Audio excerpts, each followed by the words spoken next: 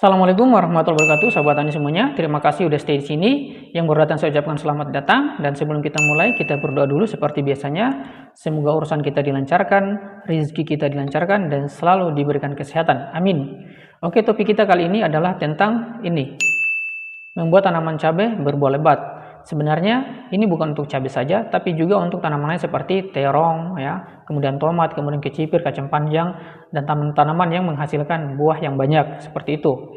Nah, saya harapkan sahabat tani supaya menyiapkan ya alat tulisnya. Kalau tidak ya videonya nanti disimpan di WhatsApp, ya pilih bagikan kemudian disimpan untuk bisa dipahami. Kalau misalkan belum paham, diputar lagi biar lebih paham.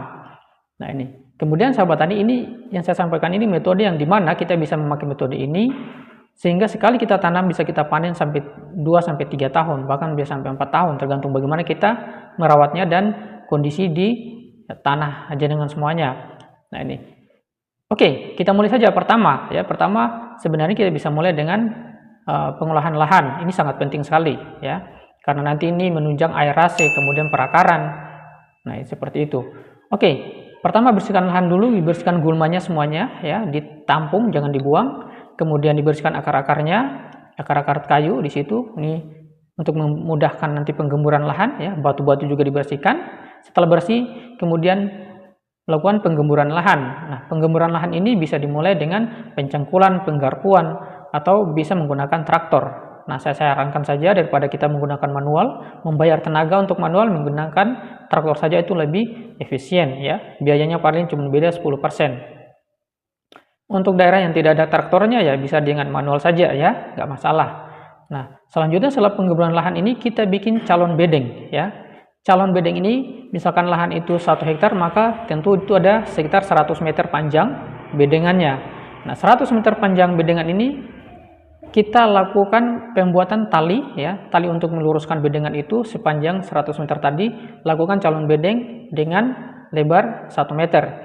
Nah, di atas calon bedeng ini kita taburkan pupuk dasar ya. Pupuk dasar berupa kompos. Nah, kompos yang dibutuhkan untuk 1 hektar per bedeng itu sekitar 370 kilo ya. Nah, ini artinya dalam 1 hektar kita butuh sekitar 20 ton pupuk kandang ya. Kalau sahabat tani hanya menggunakan punya lahan hanya sekitar ukuran 10 kali 100 meter, maka gunakan pupuk kandang sebanyak 2 ton ya.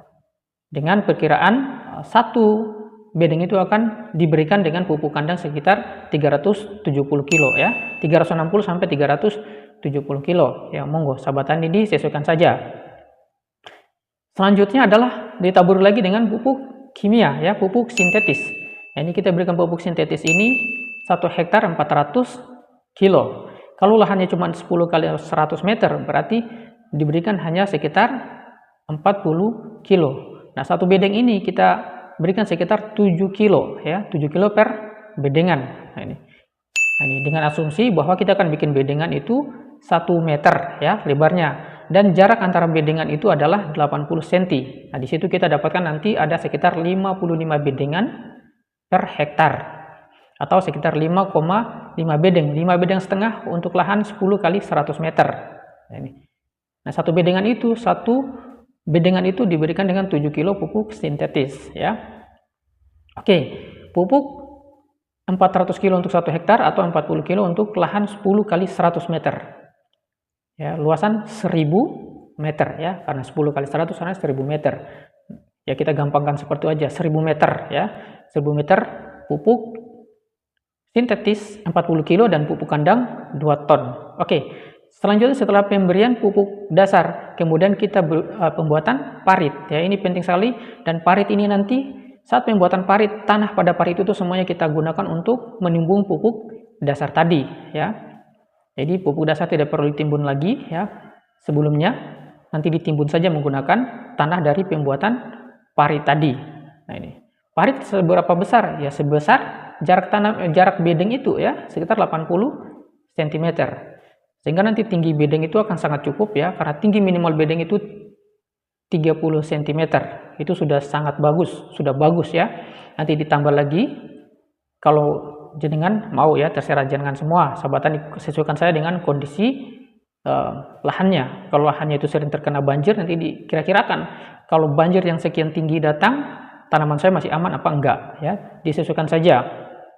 Oke, selanjutnya setelah pemberian pupuk dasar, pemasangan mulsa. Ini kalau sahabat tani menggunakan mulsa ya. Nah ini.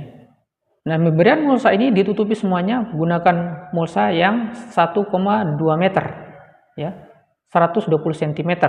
Artinya 1 meter itu untuk menutupi bagian atas bedengan, dan ada sisa 10 cm di kiri dan kanan untuk penancapan paku mulsa. Pasang pakunya dan kemudian melakukan pelubangan pada mulsa. Nah, lubang mulsa ini diberikan jarak 50 cm per lubang tanam.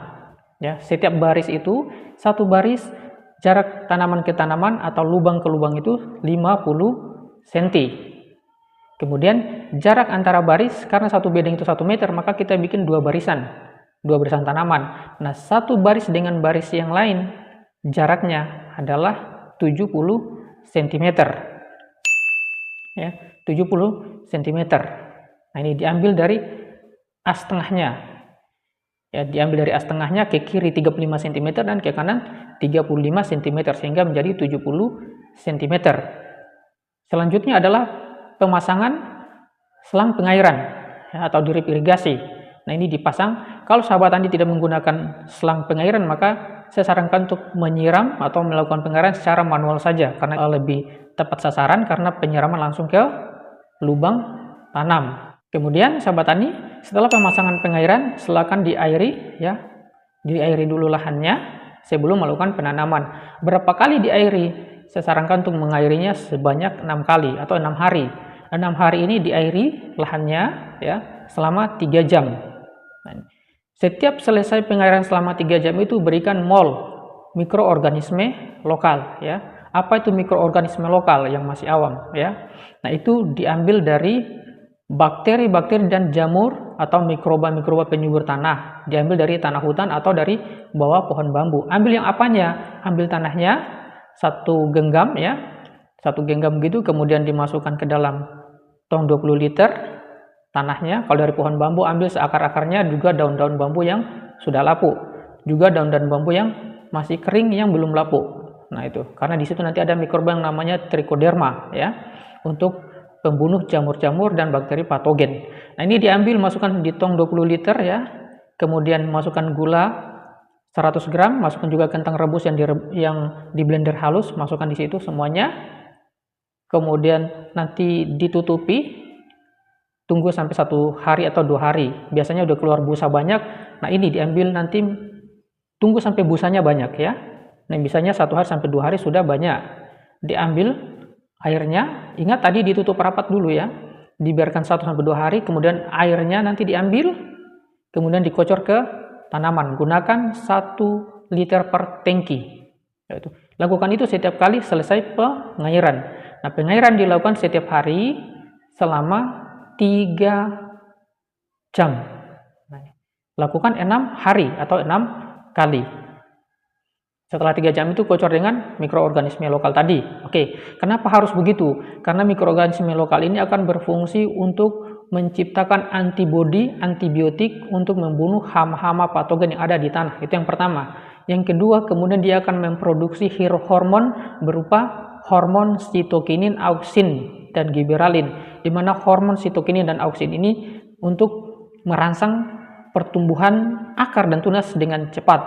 Ya. Oke, selanjutnya setelah pemberian ini mikroorganisme lokal ya, pengairan, kemudian selanjutnya adalah membuat lubang tanam. Nah, lubang tanam sedalam 5-10 cm. Ini tergantung sahabat tani. Kalau tanamannya sudah tinggi, takut roboh, ya silakan gali sampai 10 cm ya. Setelah penanaman, selanjutnya nanti adalah pemberian pupuk susulan. Kalau pupuk dasar tadi sudah di pengolahan lahan tadi, kemudian pupuk susulan. Pupuk susulan ini diberikan di usia 2-4 minggu. Ya, silakan dipilih. Ya, kalau tanaman itu butuh pupuk, dilihat kondisinya, oh ternyata ini butuh pupuk semenjak usia 2 minggu, ya silakan diberikan. Pupuk apa yang diberikan? Pupuk urea ya. Urea diberikan.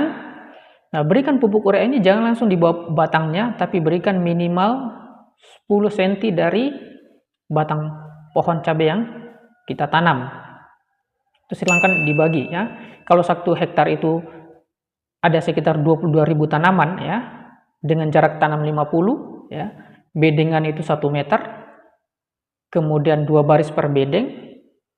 Paritnya 80 cm, maka di situ kita punya tanaman cabai sekitar 22.000 tanaman.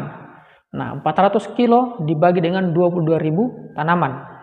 Kemudian selanjutnya adalah pupuk susulan berikutnya. Pupuk susulan kedua ini diberikan pada minggu ke-5 sampai minggu ke-8 ya. Minggu ke-5 sampai minggu ke-8. Nah, 3 minggu ini ya pilih saja di minggu yang kemana ya. Kalau dibutuhkan minggu ke-5-nya silakan berikan di minggu ke-5. Nah, ini kita pemberian pupuk seimbang NPK ya, bisa menggunakan Ponska. Nah, ini butuh 300 kilo per hektarnya atau 30 kilo per 1000 meter tadi. Nah, ini diberikan di sekitar batangnya, jangan langsung di batang. Nah, ini. Kemudian di minggu ke-5 dan minggu ke-8 ini sudah penting kita berikan mikroorganisme lokal, baik kocor maupun spray ya. Spray ini kita berikan untuk apa? Kita berikan untuk mencegah patogen-patogen yang ada pada tanaman, terutama jamur yang menyerang daun tanaman ya. Biasanya ini di pucuk daun, dan di daunnya sendiri ya. Di situ banyak patogen-patogen berupa jamur maupun bakteri yang bisa merusak tanaman kita. Juga di batangnya ya, nanti ada busuk batang dan lain-lainnya. Nah, ini silakan dispray menggunakan mol yang tadi saya sudah jelaskan di awal. Nah, ini. Itu disemprot setiap 4 hari sekali. Kemudian penyempraian kalium sulfur ya, ini untuk mencegah hama atau membunuh hama yang menyerang. Biasanya belalang sudah datang karena daunnya sudah banyak dan hama-hama lainnya, ulat ya. Nah, ini bisa dispray menggunakan air larutan belerang atau kalium sulfur. Nah, ini bisa bikin sendiri ya, menggunakan belerang bubuk, kemudian dilarutkan dengan KOH atau kalium hidroksida. Kalau tidak ada, silakan pakai belerang saja. Belerangnya 1 kilo, kemudian airnya 1 liter, direbus dengan suhu tinggi, nanti belerangnya akan meleleh jadi warna merah. Nah, itu silakan digunakan larutan itu. Nah, gunakan 50 ml per tangki spray ya, tangki 16 liter. Nah, ini diberikan dispray kepada tanaman kita. Berikan sesuai kebutuhan saja ya. Kalau hamanya menyerang ya dispray, kalau hamanya tidak menyerang atau hamanya sudah habis ya monggo silakan dihentikan. Kemudian spraynya kapan? Spraynya ini jangan berbarengan dengan penyepraian mol tadi ya. Tapi hari ini kita spray sulfur, molnya kemudian di besok harinya. Nah, ini penting sekali ya. Itu. Kemudian sahabat tani, selanjutnya pemberian mol ini bukan hanya spray tapi juga kocor ya. Kocor dilakukan setiap 20 hari sekali setelah selesai pengairan. Nah, pengairan ini diberikan pada tanaman cabai ini 2-3 hari sekali ya, disiram diairi air ya, menggunakan drip irigasi tadi. Kenapa harus seperti itu? Karena tanaman cabai dia butuh air. Nanti disesuaikan saja tergantung kondisi tanah jenengan semua. Kalau dia butuh air 1 minggu itu 3 kali, ya monggo 3 kali. Kalau 1 minggu cuma 4 kali, ya monggo 4 kali, disesuaikan dengan tanaman. Tapi ingat 20 hari sekali setelah pengocoran, setelah pengairan, silakan dikocor dengan mol atau mikroorganisme lokal. Ini untuk menjaga kesuburan tanah, menjaga penyakit-penyakit tanah ya, seperti busuk akar, busuk batang, dan juga untuk menyuplai hormon berupa hormon sitokinin, auksin, dan gibberellin kepada tanaman kita. Juga sebagai penyuplai antibiotik, antipatogen ya, sehingga tanaman kita subur terus. Juga penyuplai mikroba untuk mengkatalis makanan yang ada di tanah ya, sehingga tanaman itu nanti diserap dengan mudah baik itu fosfat, kalium, dan nitrogen oleh tumbuhan kita. Nah, ini. Oke, itu di minggu ke-4 sampai ke-8. Berikutnya pupuk susulan selanjutnya. Nah, pupuk susulan selanjutnya ini dilakukan di minggu ke-9 sampai minggu ke-12 ya, atau 3 minggu berikutnya. Nah, minggu ini silakan dipilih tergantung kebutuhan tanaman tadi, bisa di minggu 9, 10, atau 12. Nah, ini kita berikan lagi NPK sebanyak 300 kilo seperti yang tadi ya, 300 kilo per hektar atau 30 kilo per 1000 meter. Kalau ada pertanyaan bagaimana dengan Ponska Plus yang ada kandungan sulfurnya, itu lebih bagus lagi ya. Nah, ini. Kemudian selanjutnya adalah minggu ke-13 sampai panen. Minggu ke-13 sampai panen ini berikan lagi dengan KCL 100 kilo untuk 1 hektar. Ini kenapa ada tambahan KCL? Karena KCL ini kita butuh suplai kalium tinggi ya untuk tanaman kita agar dia berbuah lebat, karena cabai sudah mulai mengeluarkan buah ya. Nah ini monggo. Nanti selanjutnya polanya sama ya. Ini diberikan nanti setiap 20 hari sekali, berikan NPK dan juga ditambah dengan KCL tadi. Dosisnya pun sama ya. Untuk 1 hektar 300 kilo NPK dan 100 kilo KCL. Kemudian untuk lahan 1000 meter 30 kilo NPK dan 10 kilo KCL. Yang tidak kalah pentingnya lagi, saya belum sebutkan ini untuk pemberian kalsium. Pemberian kalsium 20 hari sekali ya. Pemberian kalsium 20 hari sekali dibarengkan dengan pemberian NPK tadi. Nah ini kunci tuh ya. Kenapa harus kalsium? Karena kalsium ini menebalkan dinding sel sehingga tanaman tidak gampang stres. Kalau tanaman tidak stres, maka dia akan tumbuh terus menerus selagi masih ada makanan. Bagaimana kalau ternyata itu kurang? Ya diberikan 10 hari sekali, tidak masalah ya. Untuk lebih maksimal lagi. Nanti overdosis, nggak ada overdosis dengan takaran segitu ya.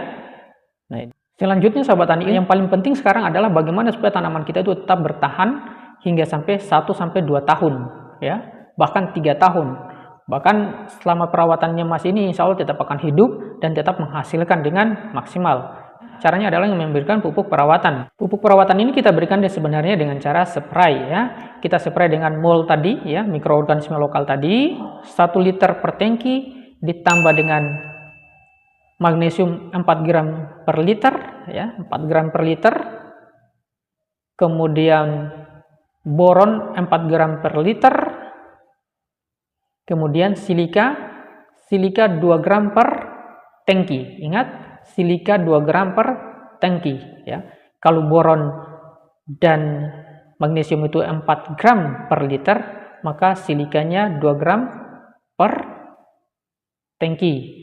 Nah ini silika ini 2 gram per tangki ini sahabat tani bisa lihat tutorialnya bagaimana membuat pupuk silika ya. 100 gram itu saja kita bisa gunakan sampai 1 tahun bahkan 2 tahun tergantung pemakaian. Nah ini bisa nonton video saya ya.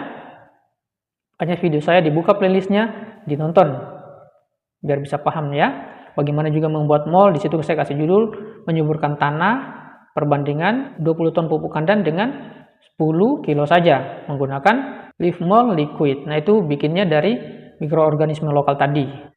Kemudian 4 hari sekali ini ya diberikan juga penyepraian menggunakan MKP 4 gram per liter.